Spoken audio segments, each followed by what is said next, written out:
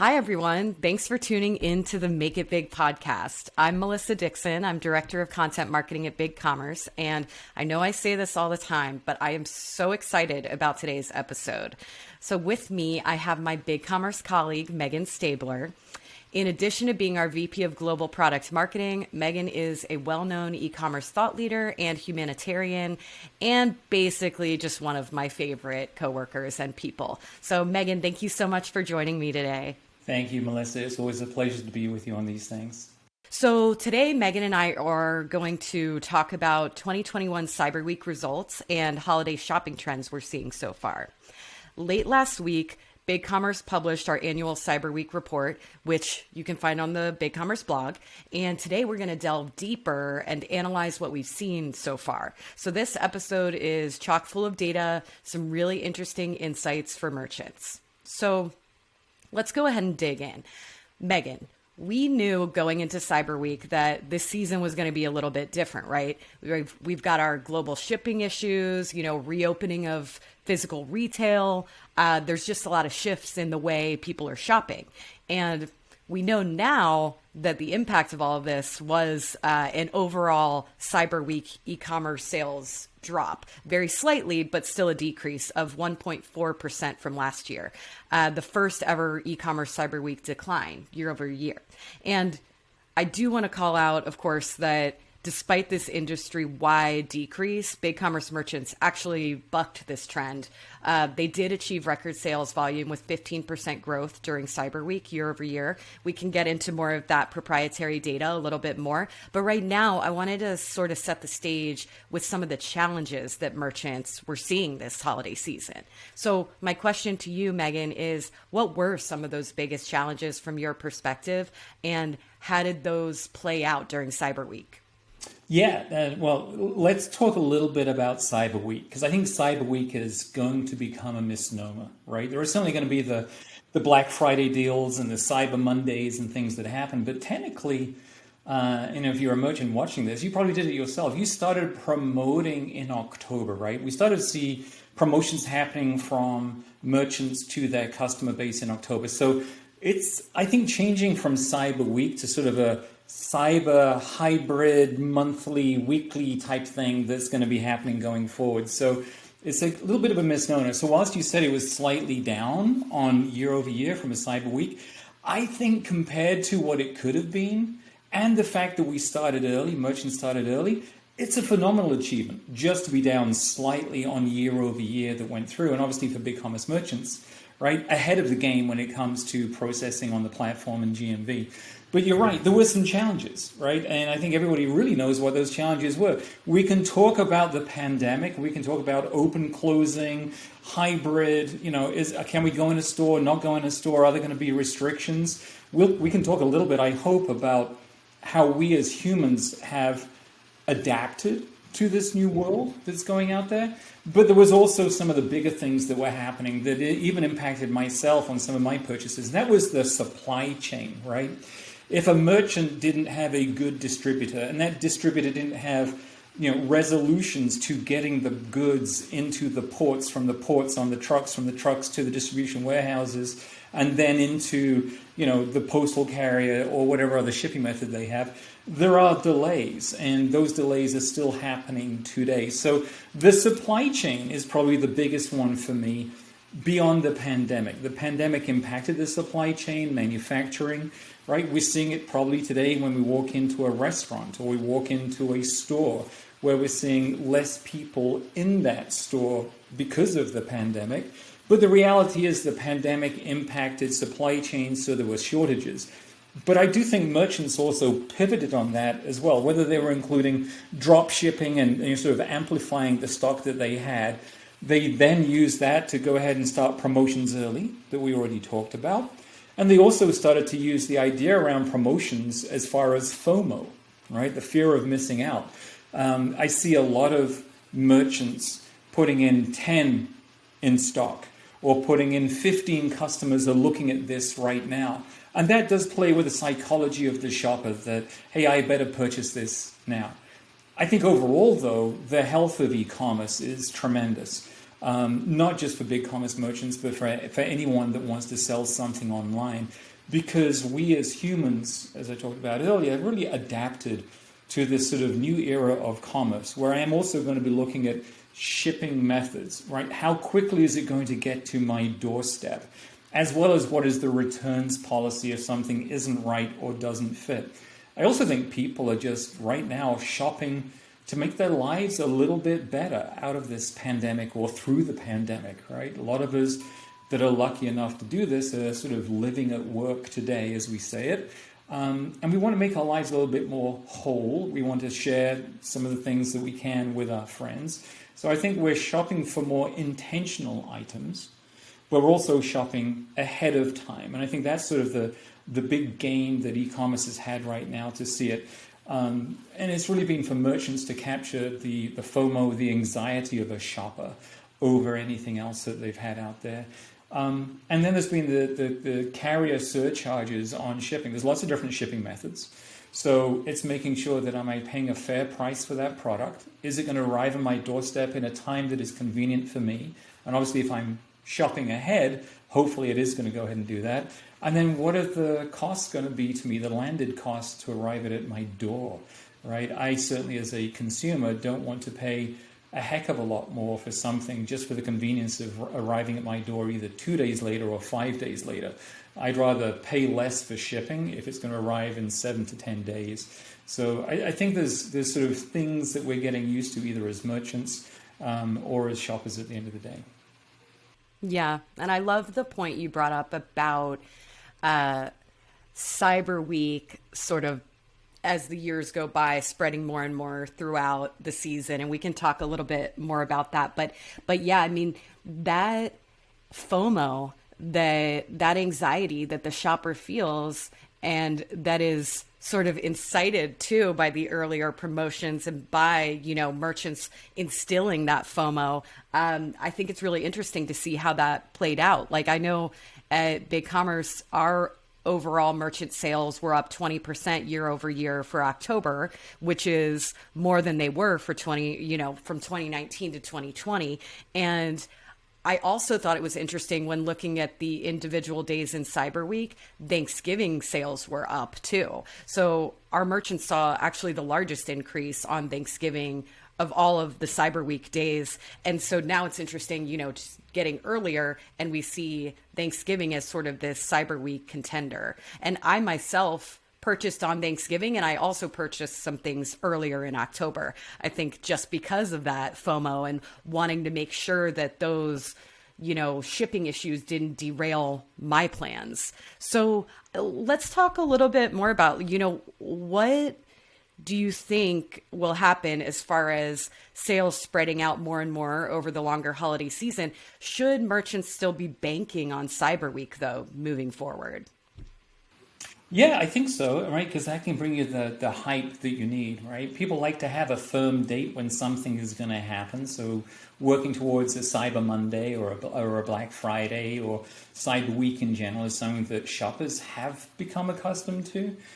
So I don't think it's going to go away. I just think that it's going to spread out. And who knows what's going to happen, right? We're at the emergence of Omicron right now is another variant. So is this sort of hybrid going to a physical shop still going to be available to us in a month or two, right? We know that a lot of countries are beginning to have much, much tighter restrictions on what people can do. Sometimes they're going to have mandates. And that makes you and I adjust as shoppers, right? I'm glad you did some Thanksgiving shopping. I did it too, right? I did some physical shopping, which, I've been on many other podcasts before where I've said I've not bought in a physical store since I came to BigCommerce 3 years ago, right? But I wanted to go into some stores to see some things. And seeing shelves that are very light on goods did put a FOMO in my head that if I don't buy it now, I'm probably not going to be able to just buy it online and have it arrive at my doorstep. So I did actually make, for the first time in about 3 years, some in-store purchases. And I'm glad that I did, because I actually ventured back to that same store this past weekend, only to find the shelves were cleaned out. So, my brain does go to that FOMO. So I think for merchants, look, this is a new world. We don't know what to expect, but button up your supply chain. Make sure that your distributors and suppliers have inventory or capability to provide you with something so you can continue to grow. If you're in certain segments of verticals, consider drop shipping, right? So that you can bring things in together to augment what you actually have on your site so it doesn't look like sold out, sold out, sold out in every place. Do consider using the FOMO. 10 people are looking at this right now. 3 sold in the last 5 minutes, right? Those types of things are very useful. But start to adjust your marketing campaigns for other things that are coming up, right? You're going to have Valentine's Day. Think beyond the candy, right? Go towards something else that is more useful. Think that, just as we saw when COVID first hit, we saw outdoor, right? Furniture, a whole bunch of trends coming online with a lot more people either going outside, building their fire pits or, smarting up their homes and doing other things.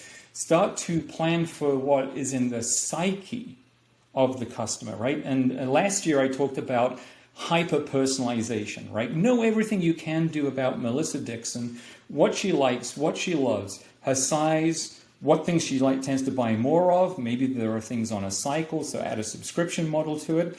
Start to think about how Melissa likes to purchase. Is it through other things like SMS and retail and one-click touch checkout and stuff like that? So that was the sort of hyper-personalization. Now I think we're into the psyche of e-commerce personas.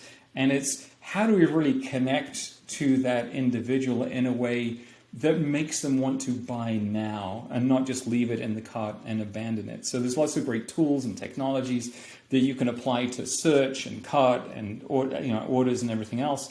Let's think about that to try and improve it for you, Melissa Dixon, as a human being, because we don't know what's going to happen over the next couple of months or even over the next 6 months. So just center everything on the one thing that matters the most, and that is going to be the consumer, the shopper at the end of the day. Yeah. And just like you said, we don't know what's going to happen next. So really the key takeaway is be ready for anything, be prepared for that influx of traffic, whether it's early in the season or during Cyber Week. And also be ready on all your channels. We're seeing an increasingly hybrid approach, like you're saying. And so there are significant implications to merchants' omni-channel strategies and tactics.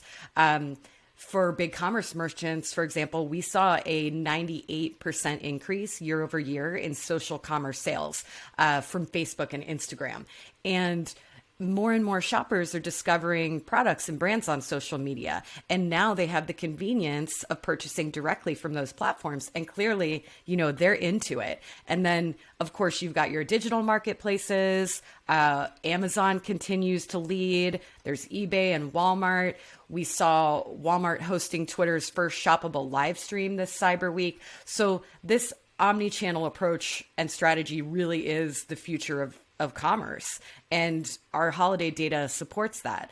So getting sort of tactical then, Meghan, what's your advice for how merchants can really ramp up their omni-channel strategies for 2022 just to better meet customers and shoppers where they are?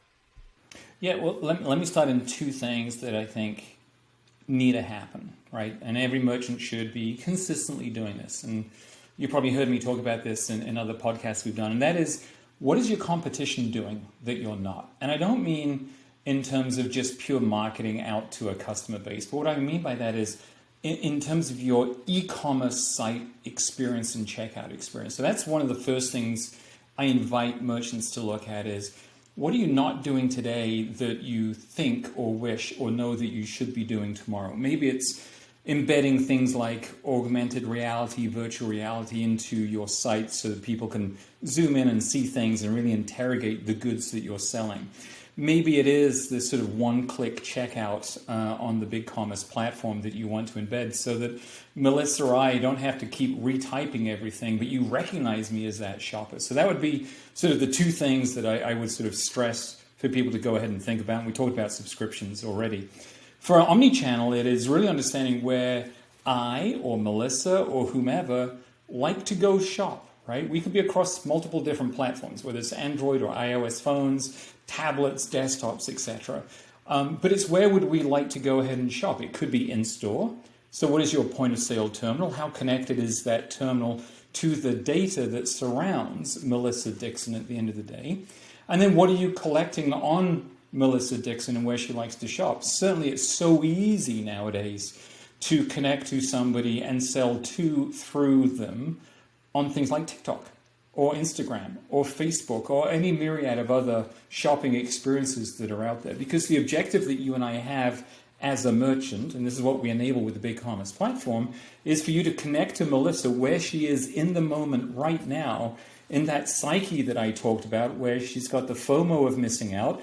You've thrown up an ad in Instagram, you've done the swipe up to know more, and she's gone ahead and purchased that good from within inside of the Instagram app or the TikTok app to go ahead and buy whatever it is, with all of the orders being serviced from the back end from BigCommerce. And then through a myriad of our partners, from a shipping perspective, she's getting that goods in a period of time that she knows is reasonable. Could be next day, could be 2 days, could be 5 business days. But the objective here is to look at omni-channel as any point in time that Melissa is actually thumbing through or scrolling through a site. It could be Facebook, it could be TikTok, it could be Instagram, as I mentioned, it could be your own site, it could be through a Walmart, or it could be through an Amazon site. You want to be able to capture and convert, and that's all that the game is about.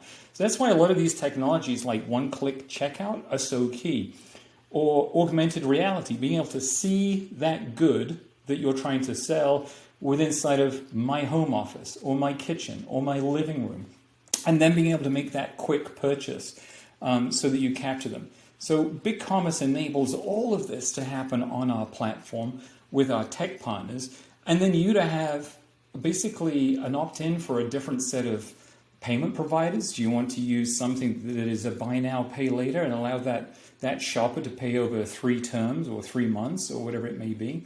So it is about convenience, but it's really about the psyche of that individual shopper. And I'll state it again regarding the competitiveness of your site. Having talked to merchants when we were physical and able to see each other at conferences, when I would ask them, how often have you gone to your competitor's site to see what that search experience is like, that checkout experience is like, or that shipping experience is like, it's very rare that they do. They tend to focus on how we can get it right and then we deliver it. But I honestly feel, Melissa, that if merchants were to take that extra couple of hours, and yes, maybe even spend a few dollars on your competitor's site, just see what that checkout experience is, look at it and compare it to yours. Look at that experience when it comes to searching on your site versus the competitor. So all that merchandising that goes on, or all that framing of, hey, we think you should be buying this, or promotions that are out there, that has to happen in conjunction with understanding where that shopper, where that consumer is likely to be purchasing. And it's not easy, right? I would have thought that my parents, who are in their 80s, would not be on Facebook and would not be on Instagram making purchases.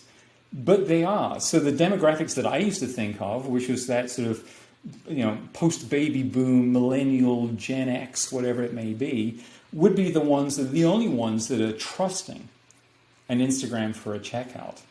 Well, that level of trust goes out the window now, and the older generation, including me, are beginning to use it a lot more to make purchases. But the same resilience, the same expectation, the same belief that you're going to deliver the goods to me has to happen on and within inside of those platforms just as much as it would on your own native website too.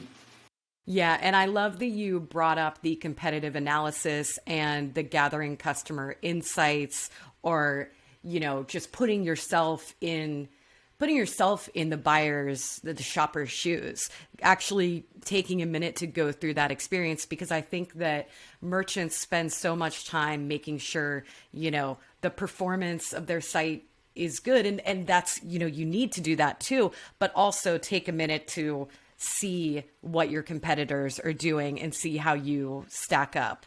And then, so that's one thing. I love that you called that out. And then all this talk about payments is really interesting. I mean, we saw some really surprising data, I think. Maybe not completely shocking, but just like the numbers were a little bit higher when we were looking at how significant alternative payment methods were. For example, we know during Cyber Week for BigCommerce, our merchants saw a 39% increase in buy now, pay later solutions, which is big. That's bigger than I would have expected, because people are really starting to embrace it, especially those younger generations, like you mentioned. I mean, it's just one more way of how retailers can respond to changes in consumer shopping habits.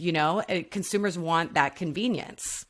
Well, it's not. I think it's also beyond convenience. It's the fact that we're living in a very strange economic world right now, right? So I think part of it is people want to feel good, be able to purchase gifts, and if they can stagger their own payment and manage their expenses over a period of time, that's when buy now, pay later can come into it, right? It's going to help them get that momentary thrive of getting that good and then having to pay for it in 3 or 4 installments. I think it's just the same as when we talk about omni-channel, right? My encouragement for merchants there is, if you're trying to slimline your feeds and speeds and your product data and your catalog and make sure that you're good at listing it on Amazon or you're good at listing it on Facebook or any other sort of marketplace channel that is out there, that's taking a time on you as a merchant. And BigCommerce again has some solutions that can help you, basically normalize your product data. And because we understand the schemas for Amazon or for Facebook or for eBay or for Etsy or for, you go through the whole list over here where each schema is different. The requirement from those vendors of your single product being positioned in there is different from one to the other. The benefit is that BigCommerce, through the acquisition we did with Feedonomics, as well as with some of our other partners like Cadisto and others, can normalize that data for you. So it happens sort of almost instantaneously. And therefore, getting better listings helps you with if you're advertising and using, retargeting ads back to me on Instagram, back to you on TikTok. If I can reduce my ad spend and my cost of advertising by improving the normalization of my listings and improving how they're listed and showing up in some of these marketplaces, that's really good for the merchant too. So it is also, not just looking at convenience for me, the shopper, but look at convenience for you, the merchant, right? Spend less cycles on the do and more on the where you want to go ahead and advertise, and then use some of these wonderful feeds and speeds capabilities that BigCommerce has with Feedonomics and others to make sure that your listings are getting in the right place. That again helps get the listings to Melissa and myself when we want to go ahead and purchase something. So there's a ton of benefits, not really coming out of Cyber 5, but really coming out of how e-commerce has evolved over the past, I don't know, was it 22 months since COVID technically hit and shut down a lot of places in March of 2020? There's a lot of cool technology that's come along that has really been adapted for and then adapted by, the shoppers at the end of the day. Yeah, and essentially that technology allows you to remove any potential points of friction. We always talk about creating this frictionless shopping experience, and that's everything from the UX to the checkout to the fulfillment and re-engagement after. And, all of that has to be as smooth as possible. And that's why some of that technology and those partners like Bolt with one-click checkout, it's so crucial to the overall experience, which, by the way, I know that Bolt purchases accounted for 9% of overall sales for BigCommerce merchants during Cyber Week, which I thought was really interesting. I myself love as a shopper, one-click checkout. Anytime I see it, I'm like, yes, I am ready to buy. Yeah, I had the same experience, and I actually dropped an email to the CEO of Bolt and also another one to the CEO of Solo Stove, which is on the BigCommerce platform, because that purchase and going through very seamless purchase on Bolt, it just made it great. It didn't give me a regretful experience in shopping or a buyer's remorse. It was like, hey, that's what I want. Put it in the checkout, click, check, and I'm done. It was literally sort of 2 to 3 steps, and I was out of the way. That made it easy, and I was happy about that. Yeah, and also shout out to Solo Stove, who was our top performing merchant again. They had another huge year, so congrats to them. So Meghan, now I'm curious, we're talking about all this data and these trends and how do your shopping habits support these? You did mention that you went in store, so that's good. I know for me, I said I shopped on Thanksgiving. I also did shop all three of our BigCommerce top categories, which were sporting goods, apparel and accessories, and health and beauty. I bought myself my Christmas present to myself is an elliptical, which I bought on Amazon, and then I bought gifts, apparel and accessories gifts, and I bought some health and beauty gifts from people online. But yeah, what about you? What else did you do that either confirms or denies this data? So I will affirm that I did probably 98% of my shopping online. All right. And I won't say what, because if my 9-year-old watches this, then she won't still be a believer in Santa Claus, right, as we come through it. But I did the majority of my shopping online. My guilty habit, as some people at BigCommerce know, is British produce and chocolate. And another merchant that I went to is britishcornershop.co.uk. And they have a wonderful website with a lot of British goods and British brand names that I love. So I got a few boxes of that kitted up. And the great thing is that they integrate into DHL, and DHL will deliver to my door within approximately 24 hours of everything being boxed up. And that's all the way from the UK to my front door here in Austin, Texas, which I love. And I do know that there is a box sitting at my front door that has been unopened that sniffingly has a lot of British goods in it, I can tell. But I actually don't tend to buy things for myself. I keep things very low key. Some of the purchases I did were for charity for families that needed help and stuff like that. And those were easy purchases, right? It was easy to go ahead and do it and get, I hate to say it, Amazon Prime delivered in 2 days for those things. But I think more of it is about the technology that sits behind it that merchants can go ahead and use, right? I think we've hammed it up now on Bolt and Fast, right? The one-click checkout. In the past, I have used augmented reality to visualize kitchen tool equipment in my kitchen, which has been unboxed. It hasn't been used, but it's in there, right? That you can go ahead and use. So I think it's about the technology that is available to us. And as I said, I've shopped on Instagram, which I didn't think that I would be doing, but I've gone ahead and shopped and shipped through Instagram on those things. So I think those are all the important things. I think mobile, it's where you buy as well and how you buy it.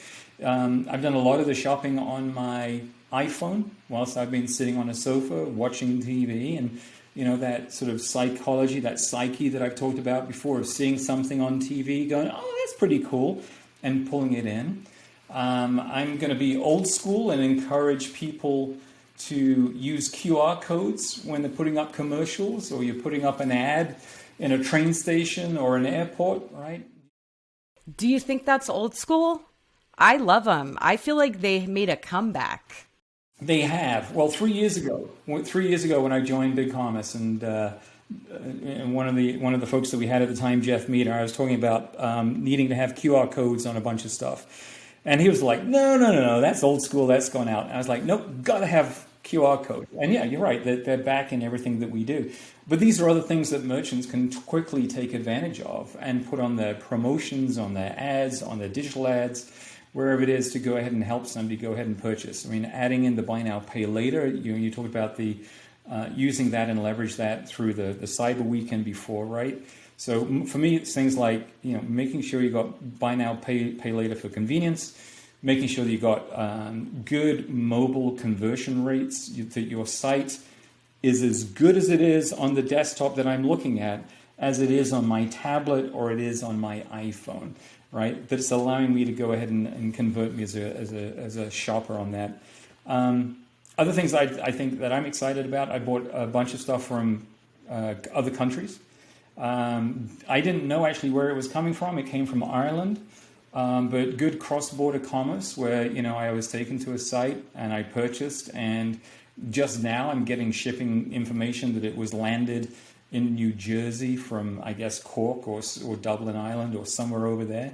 And it's going to be on the way to me as another, Christmas gift. So leveraging cross-border if you're a merchant as much as possible. Again, there's a whole world out there. And I think e-commerce in general is only at like 16, 17% of global commerce. So if we can increase it and move it out there, it's going to be a great thing to have.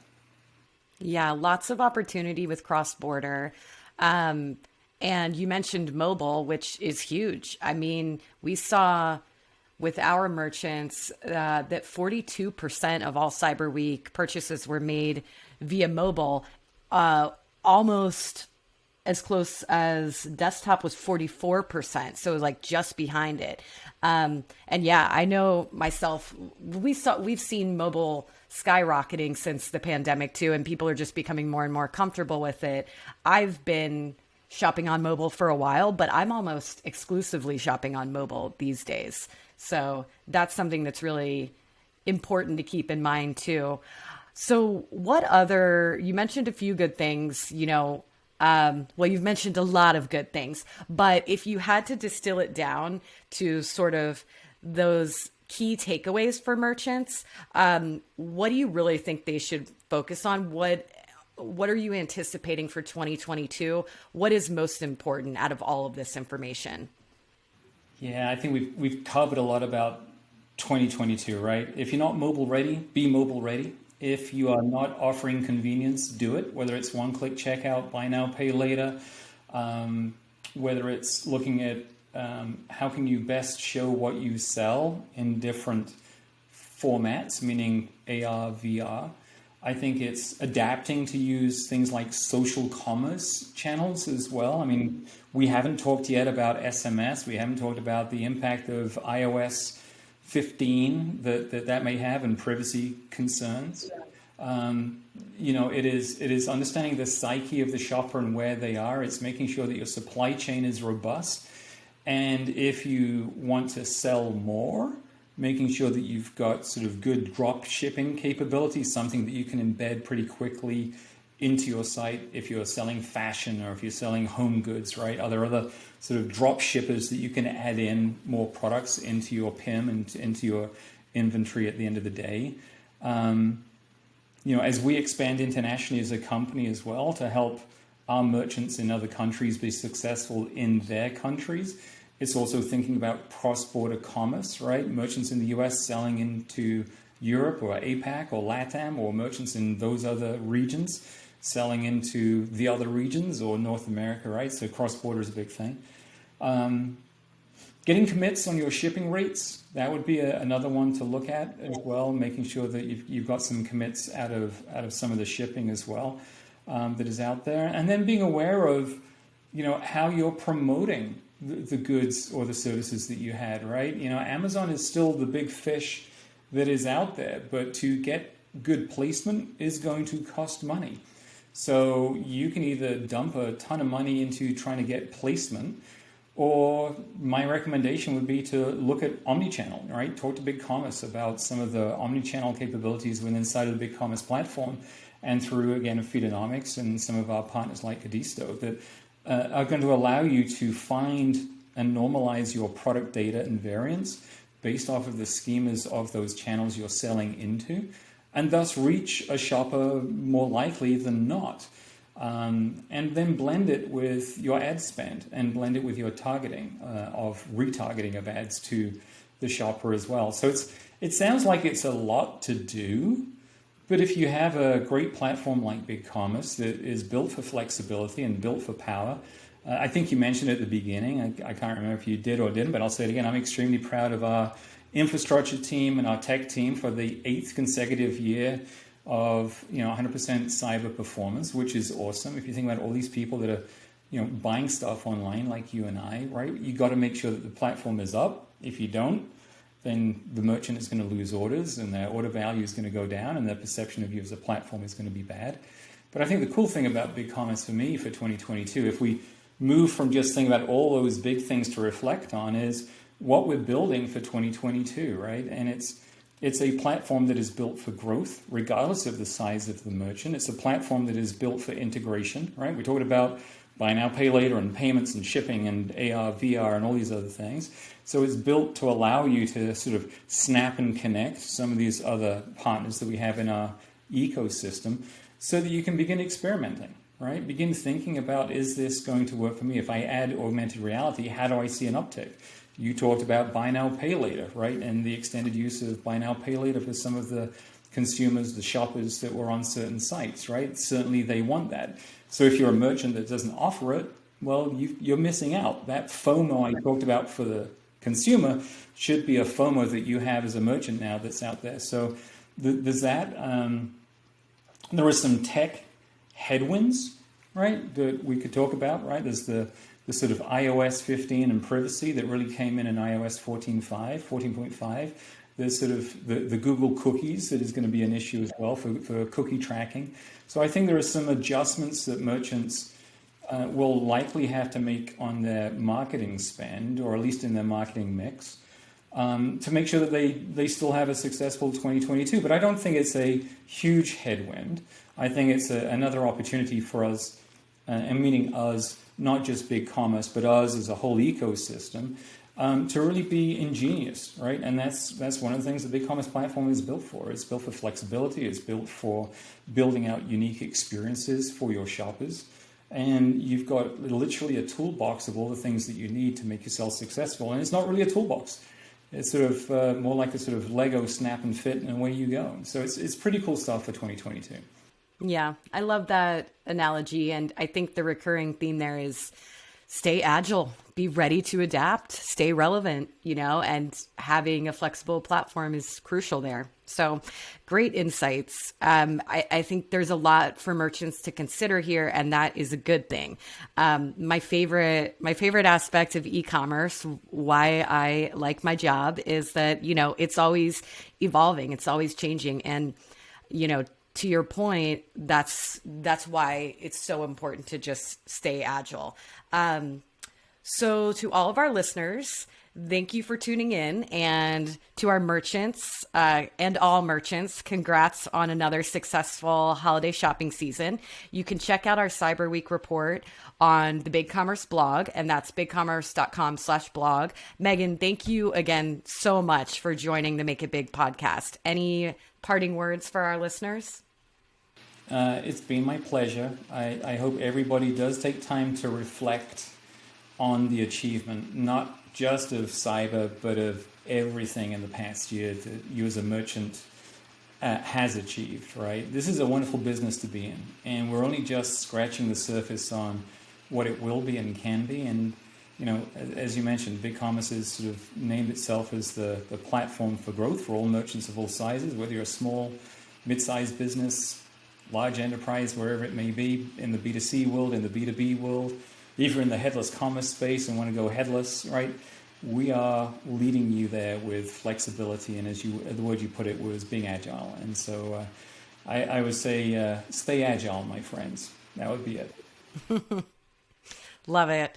All right. Thanks, everyone. We'll catch you next time with more e-commerce insights on the Make It Big podcast. Thanks. Thanks for listening to the Make It Big podcast. Want even more insights and expert advice? Experience our Make It Big conference, now available on demand. You'll get e-commerce tips and strategies from global thought leaders like Mark Cuban, Ann Handley, and Neil Patel, plus BigCommerce partners like Google, TikTok, and more. Watch today at bigcommerce.com/makeitbig.